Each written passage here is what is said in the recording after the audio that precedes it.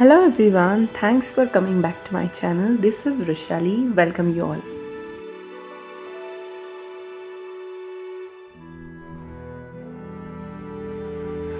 Friends, Ganpati बाप्पांवर सर्वांची श्रद्धा आहे. गणपती बाप्पा एकच असला तरी त्याची हजारो रूपे आहेत. महाराष्ट्रातील प्रत्येक जिल्ह्यात आणि गावांमध्येही गणपती बाप्पाची वेगवेगळी रूपे आपल्याला पाहायला मिळतात. नाशिकातील अशाच एका गणपती बाप्पांचा इतिहास आज आपण जाणून घेणार आहोत. नाशिकचा नवशा गणपती हा सर्वांचाच लाडका आहे. या नवशा गणपतीला जागृत देवस्थान देखील मानले जाते. नवसाला पावणारा गणपती अशी त्याची ख्याती आहे. गोदावरीच्या तीरावर हा बाप्पा बसलेला आहे. मंदिरामध्ये गणपती बाप्पाची प्रसन्न अशी मूर्ती आहे. या मंदिराला 300 वर्षांचा इतिहास आहे.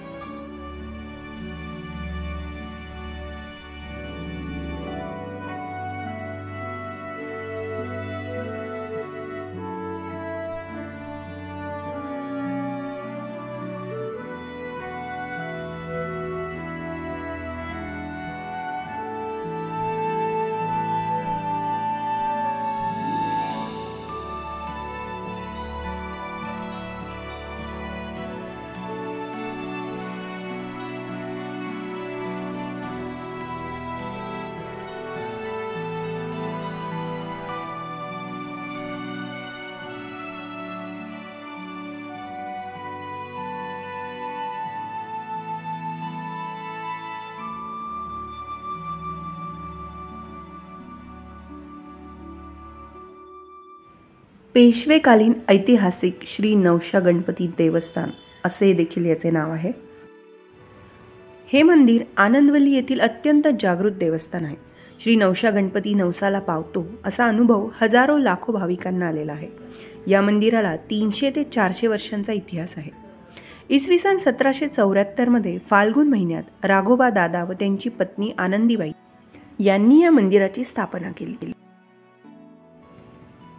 श्रीमंत माधवराव पेशवे यांचे आनंदवल्ली हे आजोळ असलेले गाव. त्यांच्या मातोश्री गोपिकाबाई या नवशा गणपतीच्या अत्यंत भक्त होत्या. राघोबा दादा व आनंदीबाईस 15 ऑगस्ट 1764 रोजी मुलगा झाला. त्याचे नाव विनायक ठेवण्यात आले. या मुलाच्या जन्मप्रित्यर्थ चांदवस हे नाव बदलून आनंदवल्ली ठेवण्यात आले. दरम्यान नवशा गणपती मंदिराची उभारणी करण्यात आली.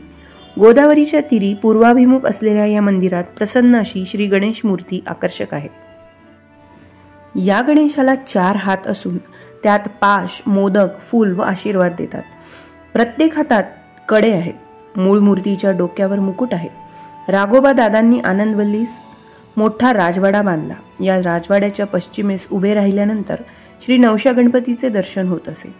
इसवी सन 1818 साली इंग्रजांनी पेशवाई बुडवली. त्यावेळी त्यांनी आनंदवलीचा वाडाही जाळला. मात्र परिसरातील मंदिरे अजूनही शाबूत राहिली. श्री नवशा गणपती मंदिर हे पेशव्यांच्या कारकिर्दीचे साक्ष देत आजही दिमाखाने उभे आहे. फ्रेंड्स, इथे तुम्हाला दिसत आहे की या मंदिरात खूप घंटा बांधलेल्या आहेत. त्याच्या मागे काय इतिहास आहे आणि काय प्रथा आहे हे आपण जाणून घेऊया. नवशा गणपतीचे वैशिष्ट्य म्हणजे हजारो भाविक या ठिकाणी नवस मागण्यासाठी येतात. मग हा नवस पूर्ण झाल्यास मंदिराबाहेरील खांबांना घंटा बांधण्याची परंपरा इथे आहे. त्यामुळे सभा मंडपाचे खांब अनेक घंटांनी भरून गेले आहेत. तसेच मंदिर हे पूर्वी जंगल भागात होते. कालांतराने वस्ती वाढू लागल्याने जंगल कमी झाल्याचे दिसून येते. मात्र आजही मंदिर सभोवताली गर्द झाडी, लागूनच नदीपात्र आणि नीरव शांतता यामुळे भाविकांबरोबरच पर्यटकांनाही हे स्थळ आकर्षित करते.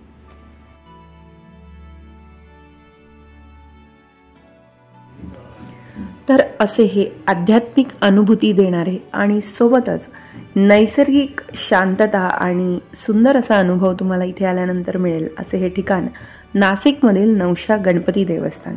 तुमचं कधी येणं झालं तर इथे नक्की भेट द्या फ्रेंड्स. मी जेव्हाही नाशिकला येते मी नवशा गणपती आणि ढोल्या गणपती या 2 बाप्पांची भेट नक्की घेण्याचा प्रयत्न करते आणि माझा अनुभव खूप छान असतो. आय होप तुमचाही अनुभव छान असेल. माझा व्हिडिओ तुमच्या कामी येईल. Thanks for watching friends.